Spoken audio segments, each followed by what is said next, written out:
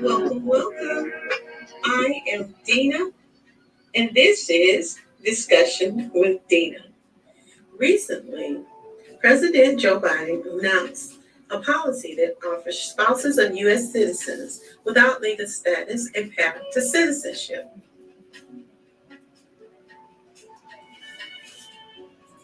It is being called one of the most significant actions to protect immigrants in years. President Biden granted far-reaching new protections for hundreds of thousands of undocumented immigrants looking for a path towards citizenship in the United States. The president announced his administration would allow certain undocumented spouses of U.S. citizens to apply for permanent residency without first having to leave the country. That means that illegals who came to America illegally without following or regarding the laws set up for legal citizenship, that is, whether they came themselves or were brought here by parents or others against the law that is in place for citizenship, that he has given them a path to legal citizenship. Those who meet certain criteria, Joe Biden is giving them a path. And the path to citizenship is to start by applying for a green card and staying in the U.S. while undergoing the process. Now, this is traditionally done when the person would go back outside of the U.S. and wait a year or years for this to happen. Now, the U.S. doing this is causing what some advocates conveniently equate to being family separation. Others equating it to essentially a form of amnesty for people who have broke the law. A Texas judge has temporarily blocked the Biden administration from granting legal status to immigrant spouses of U.S. citizens. It effectively brings a halt to a large immigration program that opened last week to an estimated 500,000 migrants living in the U.S. without legal status. The program, known as Keeping Families Together, allows unauthorized immigrants to apply for temporary work permits and deportation protections under an immigration benefit known as parole. They are married to U.S. citizens, lived in the country for at least 10 years, and pass background checks. And yes, this is, of course, an election year, and illegal immigration is a major issue of concern. But NPR reports that a federal judge by the name of J. Campbell Barker, who was appointed by former President Donald Trump in 2019, in Tyler, Texas, lies in the 5th U.S. Circuit Court of Appeals. This judge on Monday paused the Biden administration's policy that would give spouses of U.S. citizens legal status without having the illegal spouse to first leave the country. It is but a temporary setback to what is meant to be one of the biggest presidential actions as of today to set a path to citizenship for those who are illegal and considered illegal in this country. Now, this administrative stay issued by the U.S. District Court Judge J. Campbell Barker comes days after 16 states, led by Republican Attorney General, changed the program that would affect an estimated 500,000 illegal immigrants. Those are just the ones that we know are illegal, but not just them, but also their offsprings, which is estimated at currently about 50,000. Now, the states are accusing the administration of bypassing Congress for blatant political purposes. And that is a good question and something to consider. It further shows how the administration has the ability to help whom it chooses and conveniently when it chooses. Election time. Now, leading the challenge is Texas, whom in the lawsuit claimed that the state has had to pay tens of millions of dollars annually from healthcare to law enforcement because of illegal immigrants living in the state without having a legal status.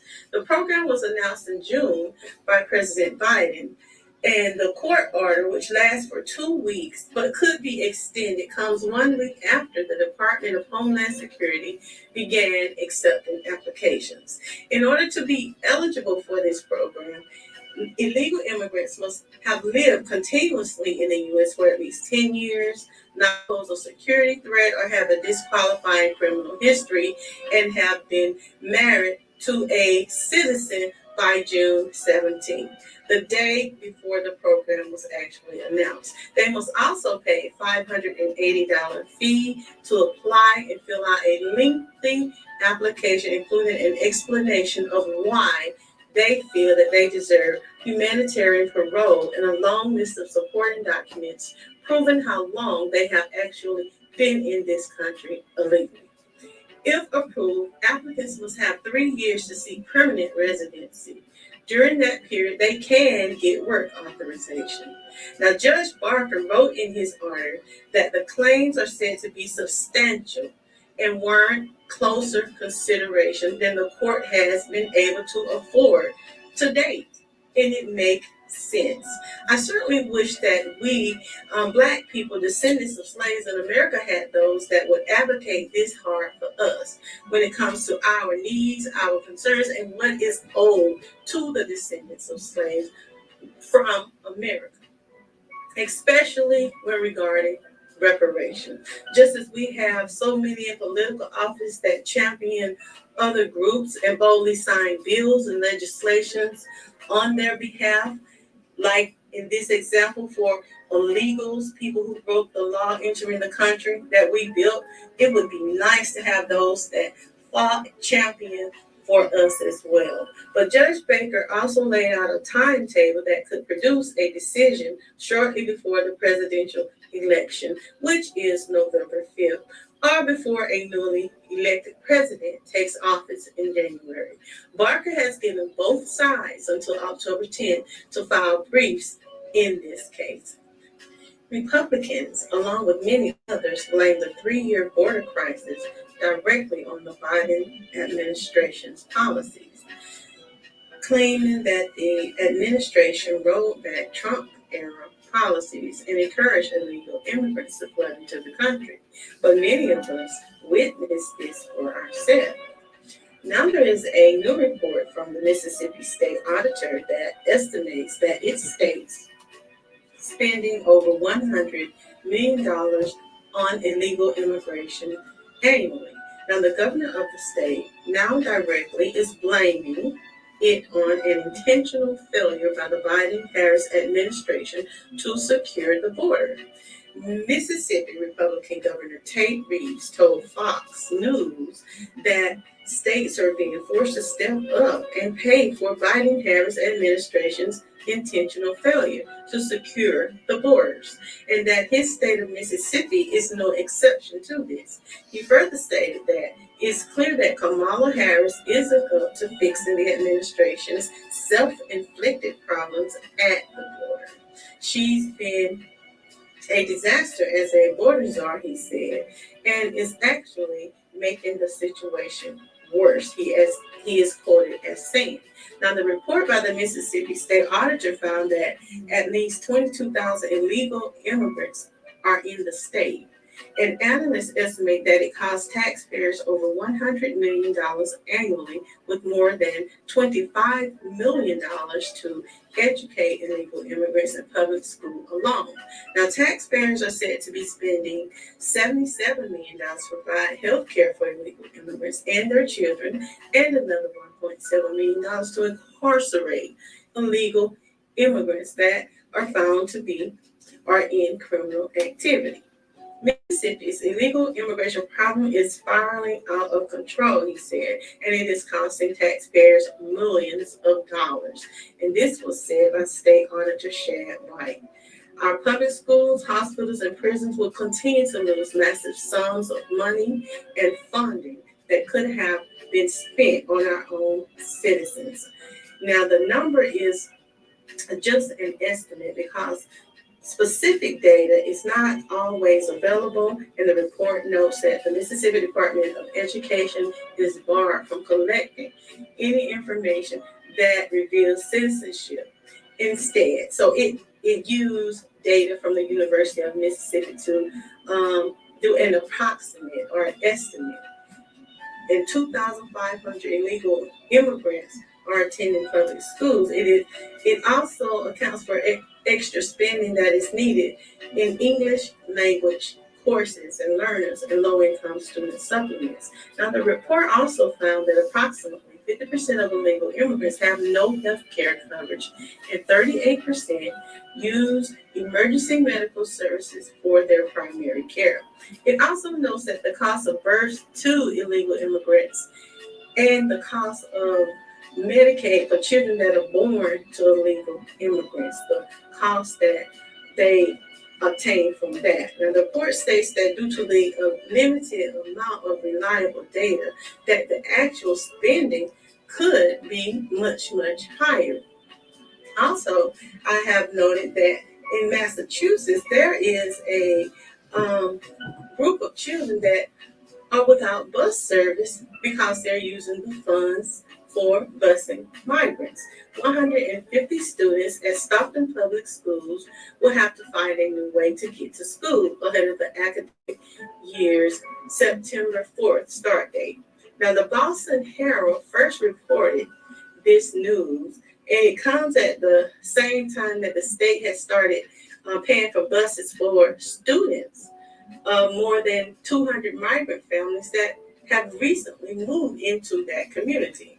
Parents and students of a school district outside of Boston were informed last week that they would be without school bus service, citing a lack of school buses being available due to funding and a shortage of buses.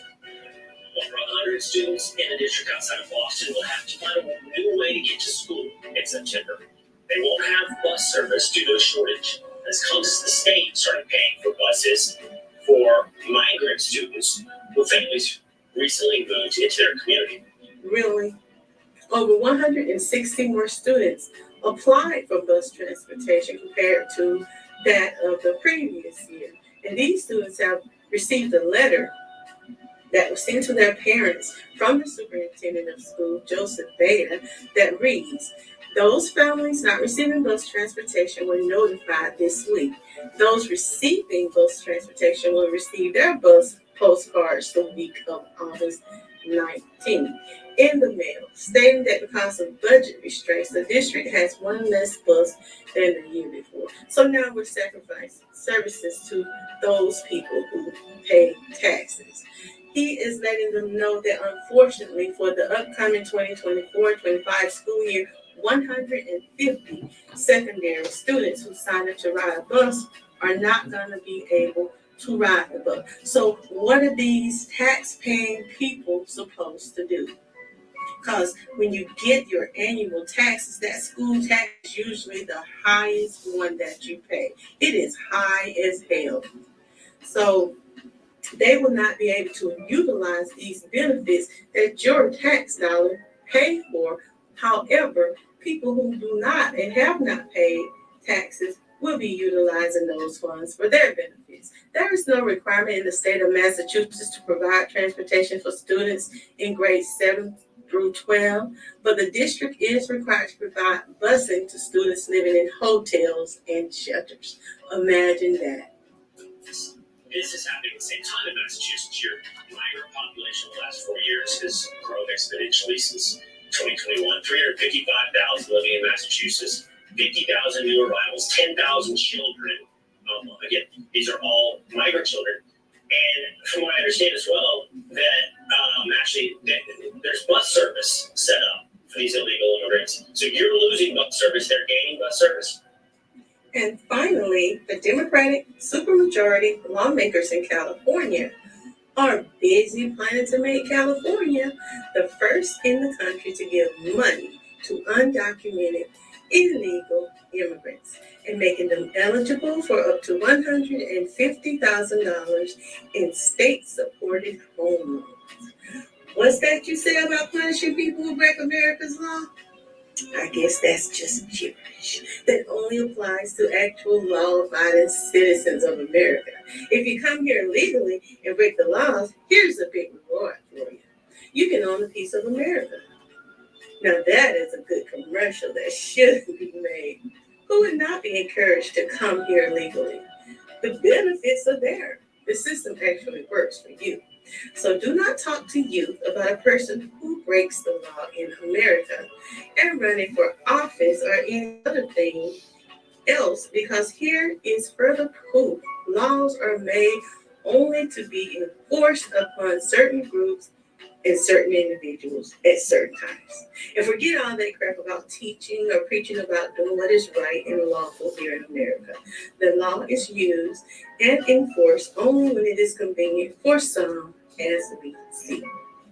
The California State Legislature is intending to pass a measure this week that would make undocumented illegal immigrants eligible for the California Dream for All loan program. Wonder who inspired that? A state-funded program that provides 20% in down payment assistance up to $150,000. And this is according to a report from Politico. Participants in the program must be first-time home buyers, and at least one must be a first-generation home buyer, while income levels must be below certain limits depending on the county where the recipient lives. Meanwhile, campaign spokesperson Caroline Levitt for the Trump campaign told Politico the bill is fundamentally unfair, but it is typical Democrat policy. And who could disagree with that? It is what we have come to now know as typical as of these days. Democratic lawmakers in the state defended this legislation. They are arguing that it is simply designed to give undocumented state residents the same benefits afforded to everyone else in the state, except they're undocumented and illegal. It isn't given out willy-nilly to just anybody, Democratic Assembly Member Eloise Gomez-Reyes said during a June hearing on the bill. Notice the people that present these bills and laws on behalf of illegals. People. They are often connected to the benefactors in some form or fashion. Just imagine if black politicians had the wherewithal and instinct when developing policies, when they are politicians, to keep their former slaves of America in mind, their people in mind. Can we even imagine such black politicians with the ability to prioritize the needs of their own black people, their own black constituents and communities? Wouldn't that really be something and someone worth going to the polls and casting a vote for? Seems that was once the idea. It was once the case, but I guess now it's more of a pipe dream. Now, Democratic Assembly Member Joe Glenn Arundela, who authorized the bill, has stated that at issue, it still requires applicants to meet federal requirements, including a taxpayer identification or social security number to apply for a loan, and further states that there is a federal law preventing undocumented migrants from receiving state benefits without a specific state law outlining their eligibility. Notice there's always an exception written. And there we go. How do we make that make sense? Notice it's always the play on words that we must be mindful of. And I can bet you that we can expect in the very near future that there will be a redefining of what it means to be undocumented, which at this time it means it's not recorded or proven by documents. It's not having the appropriate legal document or license. You can't make this stuff up. Subscribe and feel free to share your comments on any of the topics of discussion, and join me for another discussion with Dena. Ta-ta!